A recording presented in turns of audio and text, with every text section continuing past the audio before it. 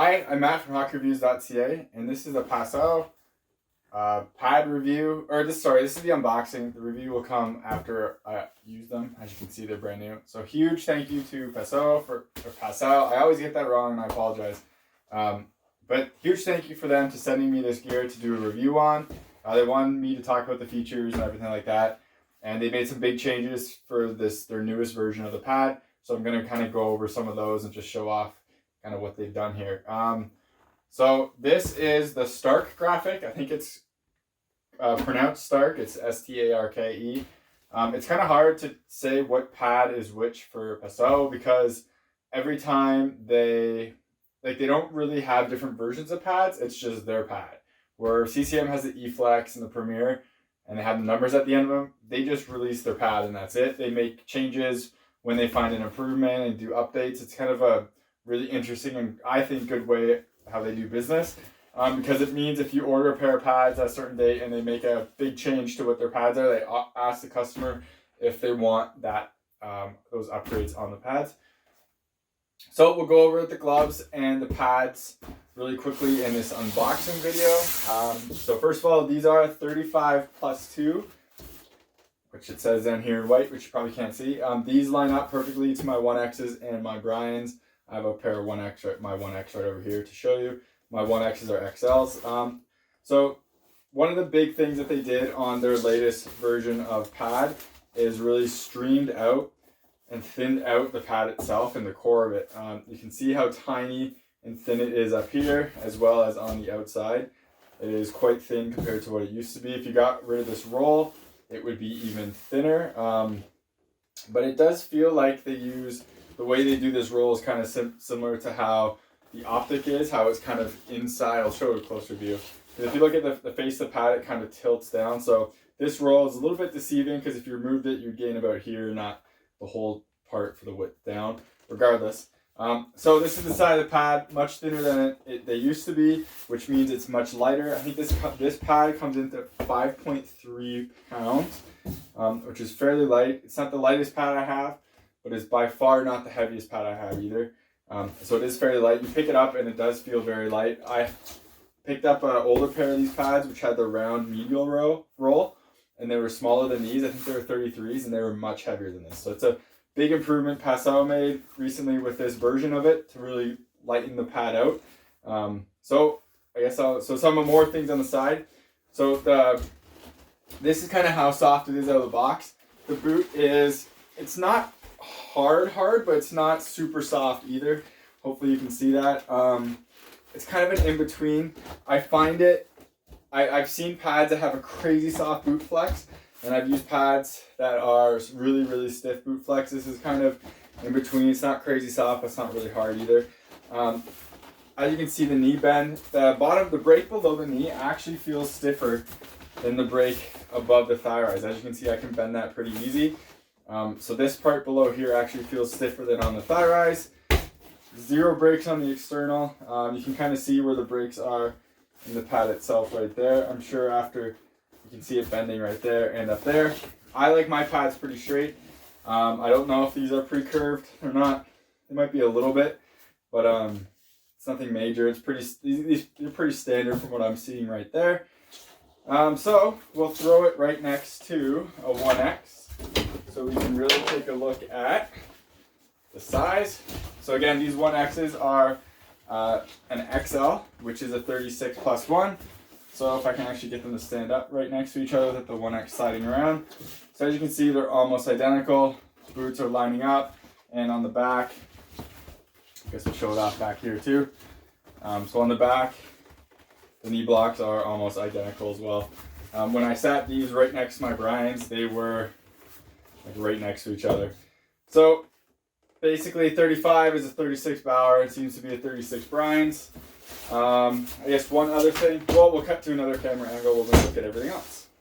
All right, so one thing whenever I'm kind of doing pad reviews, I like to see how the pads seal when they're on their side. The Bauer pads and CCM pads tend to be very good with this.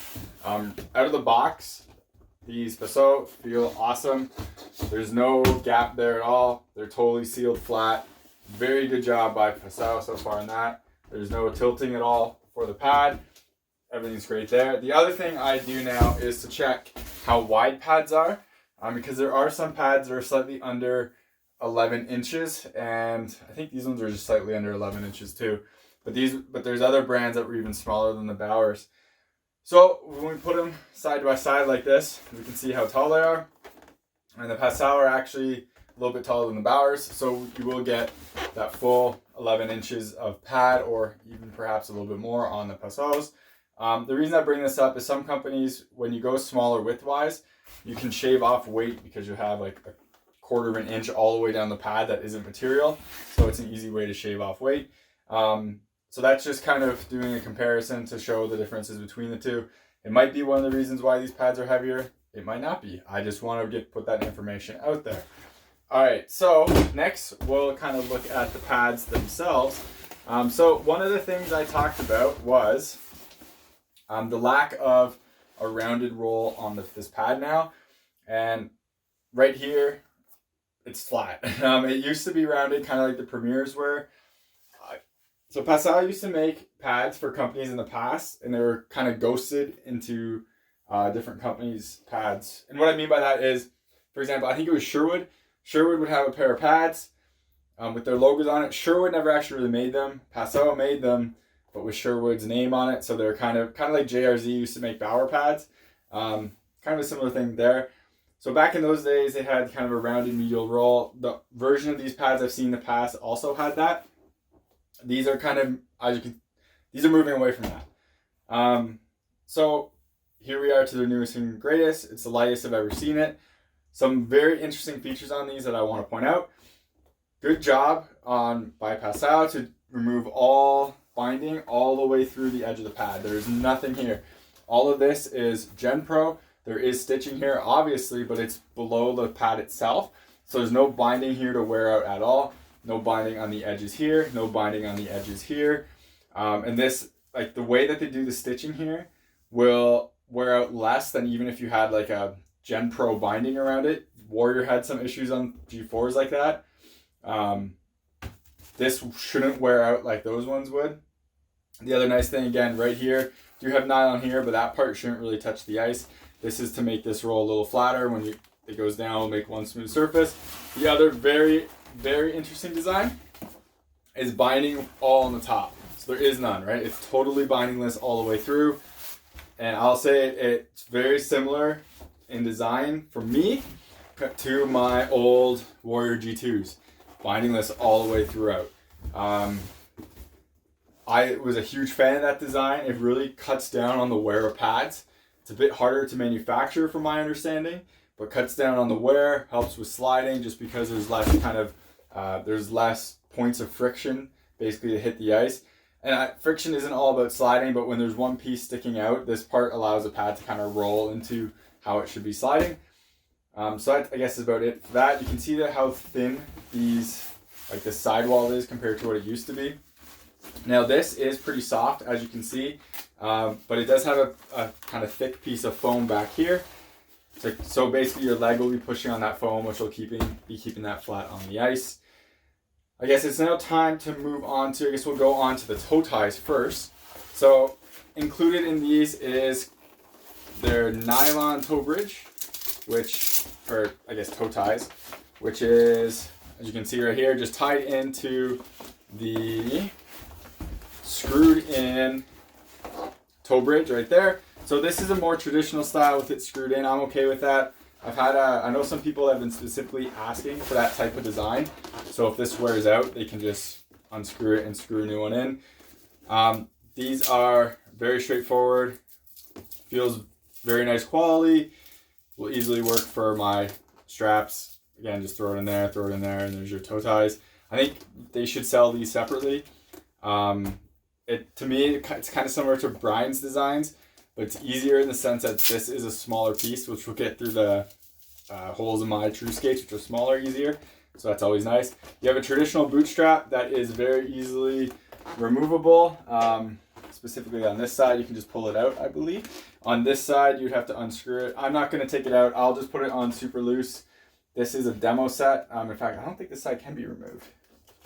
So I lied. Yeah, this side doesn't look like it can really be removed. I'm sure I could fold the edges in here and remove it, but it's not like an unscrew piece. But I'm not going to remove it. This is a demo set. I'll just do it loose like I have in the past.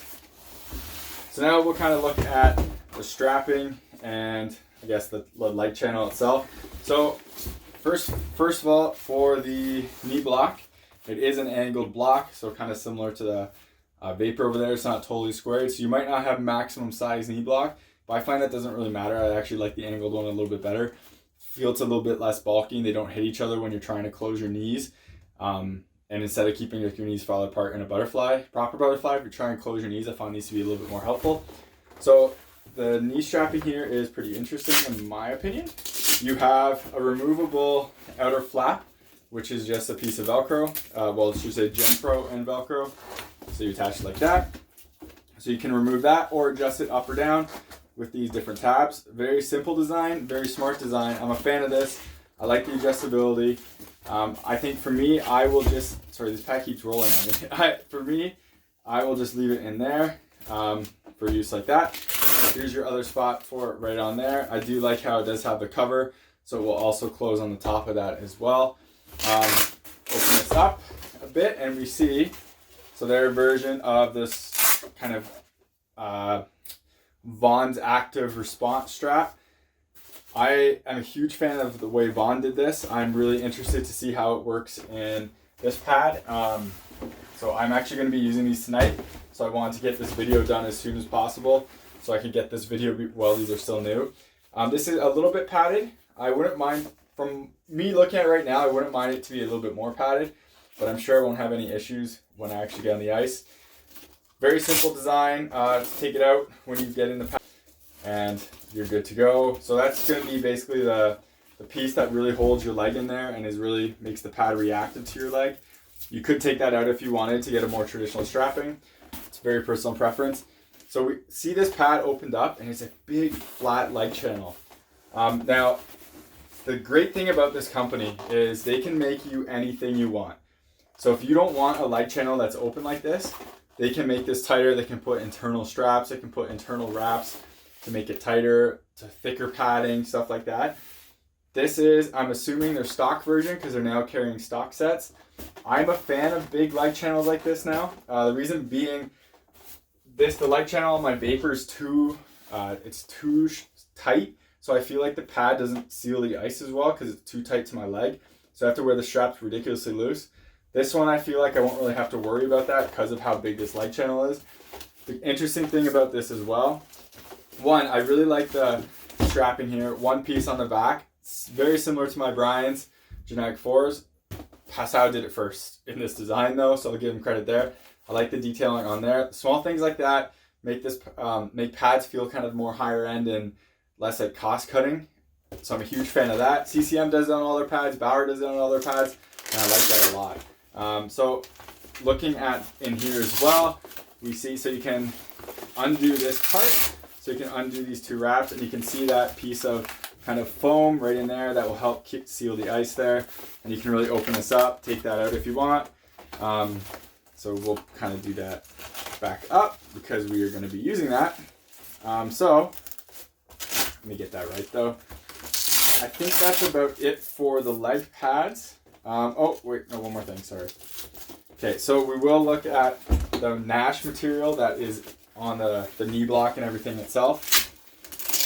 So it's not a traditional Nash. It kind of feels a bit coarser. It's not quite as soft and supple as a Nash on my Brian's or on like the Quattro on those Bauers, but it should be decent for comfort and give you a bit of grip. If I was ordering these myself, I would probably go just full nylon on the interior. I don't personally think you really need those anymore, like the Nash material anymore. As you can see, it's just added there. You could possibly save some weight, but there is foam behind it and it is a bit softer than if you did it the normal way. But that's about it for that.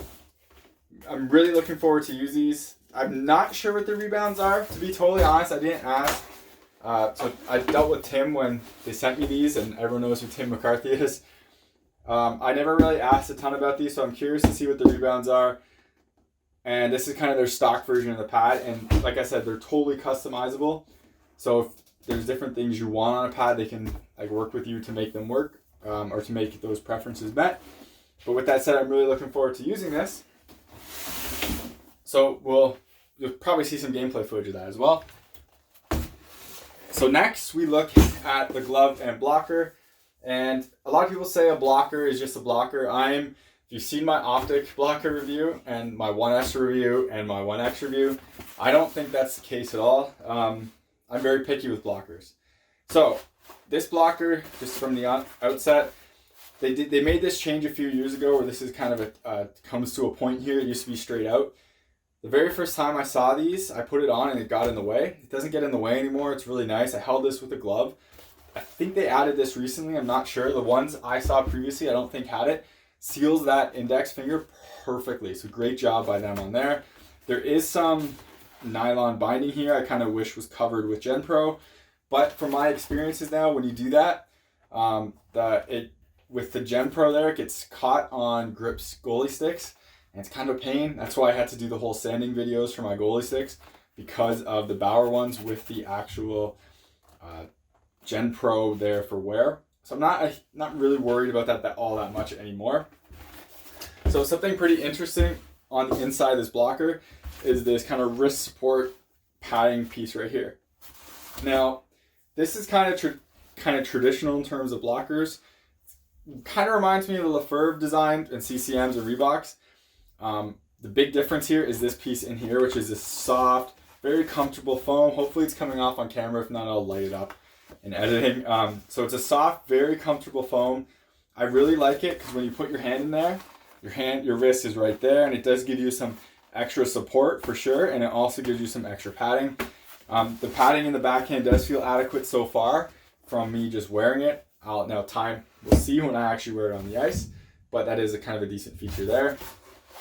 The interesting thing about their gloves is how they do their index fingers. So you can see how it's smaller here than it is on the outside. So I asked about this because when I put this glove on, I can feel all the stitching on the inside here. So all of this basically material right here, hopefully that's visible, all this right here is on the inside of the glove. And that's very rare for, let me try to get this better. That's very rare for blockers and gloves now. Usually this is on both sides. I should have shown this. I'll do it in my review of this glove compared to other gloves. So usually that's on the outside. Their reasoning is it wears better. So instead of getting caught up on the edge, that seam isn't exposed. So the seams won't blow out, which I have had issues with that in the past for blockers where my seams started blowing out on the edge there. The idea with this is hopefully that they wear better so the seam won't be exposed and it won't blow out. To me, it feels kind of weird. I'm looking forward to using it today to find out if I notice it. I don't know my preference yet. We'll find out.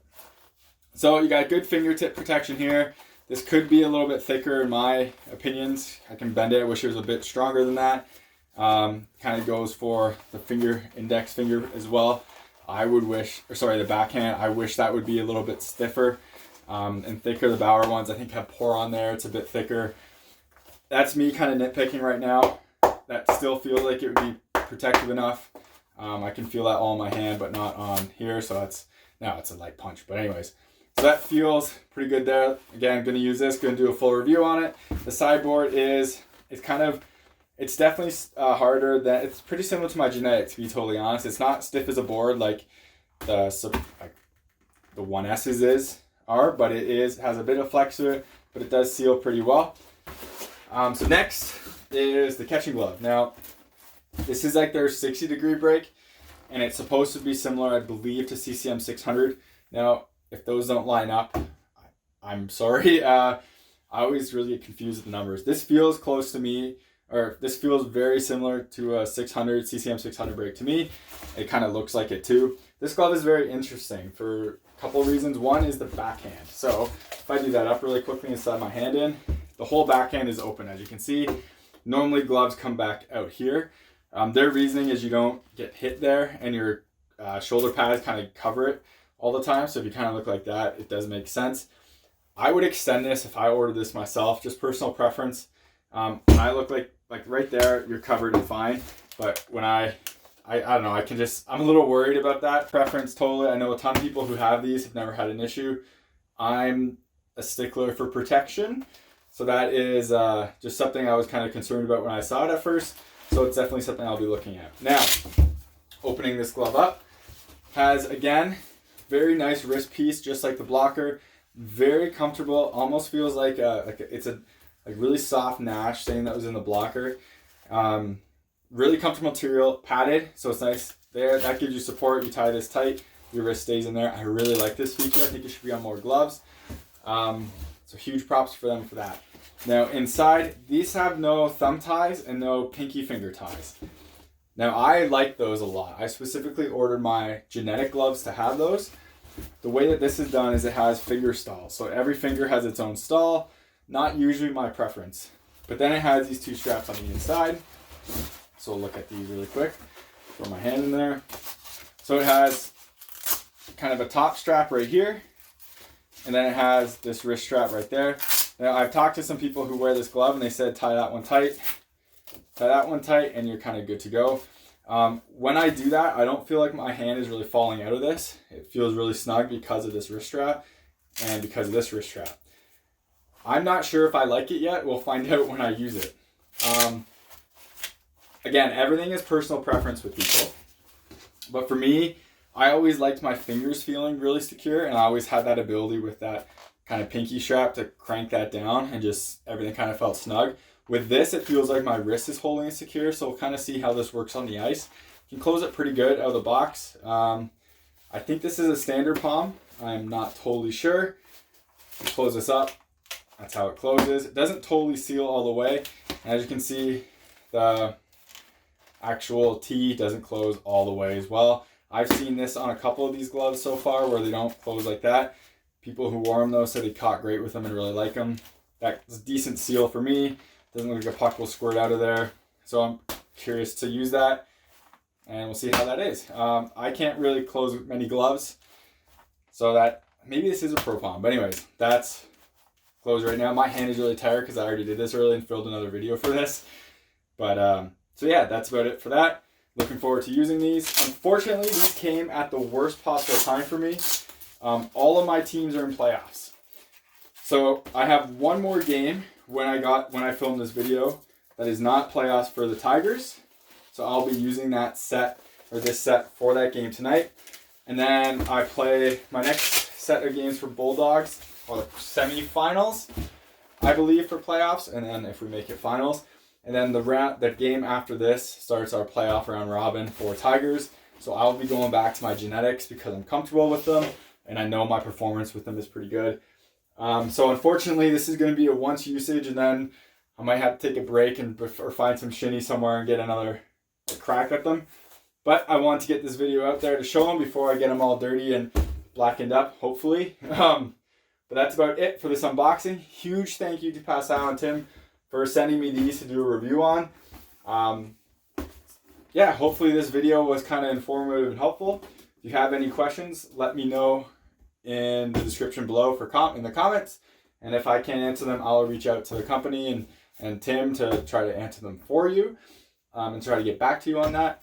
Remember, I hate to say this, remember to subscribe to me on YouTube, follow me on Twitter, Instagram. Helps me get stuff like this so I can do reviews on demo stuff, talk about gear, and make more content. And I hate to say this as well, if you ever buy something or don't buy something because of one of my reviews, please reach out to the manufacturer on social media. Again, helps me get noticed so I can do stuff like this. Thank you very much for watching, and take it easy.